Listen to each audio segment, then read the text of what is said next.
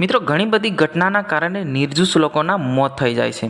ઘણા બધા સામાન્ય ઘટનામાં પણ લોકોના મોત થઈ જાય છે.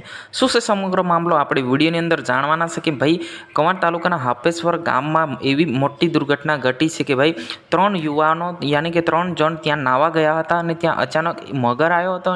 એક યુવાનને તાણી ગયો યાની કે ખેંચી ગયો હતો અને બે જે યુવાન હતા એ સુરક્ષિત બહાર નીકળી ગયા હતા.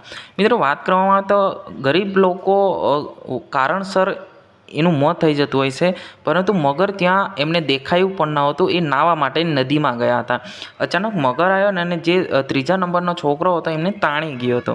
મિત્રો વાત કરવામાં આવે તો આવી ઘટના હાપેશ્વરમાં ઘણી બધી બની શકી છે. તો આ ખરેખર તપાસ થવી જોઈએ કે ત્યાં મગર રહે છે તો ત્યાં લોકોને નાહવા માટે પ્રતિબંધ મૂકી દેવું જોઈએ. ખરેખર છે. જી હા મિત્રો હજુ સુધી અમારી ચેનલને સબસ્ક્રાઈબ ના કરી તો સબસ્ક્રાઈબ કરી નાખજો, કેમ કે ત્યાં આગળ એક ઘટના નથી, પહેલાં પણ 2 મહિના પહેલાં પણ 2 યુવક ત્યાં ડૂબ્યા હતા, પરંતુ આ વખતે એવી ઘટના ઘટી કે ત્યાં મગર ખેંચી ગયો છે.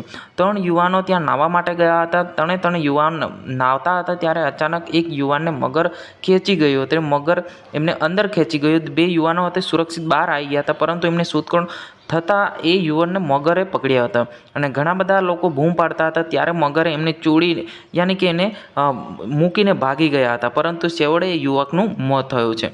જ્યાં મિત્રો વાત કરવામાં તો ગઈકાલે દુઃખદ ઘટના સાથે હાપેશ્વર નર્મદા નદીમાં નાવા ગયેલા યુવકના ઘટના સ્થળે એક યુવાનનું મોત થયું હતું. ત્યારે પરિજન બધાને ખબર પડતા ત્યાં આગળ પહોંચ્યા હતા અને તાત્કાલિક પોલીસને જાણ થતાં અને વન વિભાગ દ્વારા એમને કવાંટ હોસ્પિટલમાં એમને પીએમ માટે મોકલવામાં આવ્યા હતા. જ્યાં મિત્રો હાલ એવી ઘટના ઘટે છે તો સાવધાન રહેજો અને જોઈ નાજો.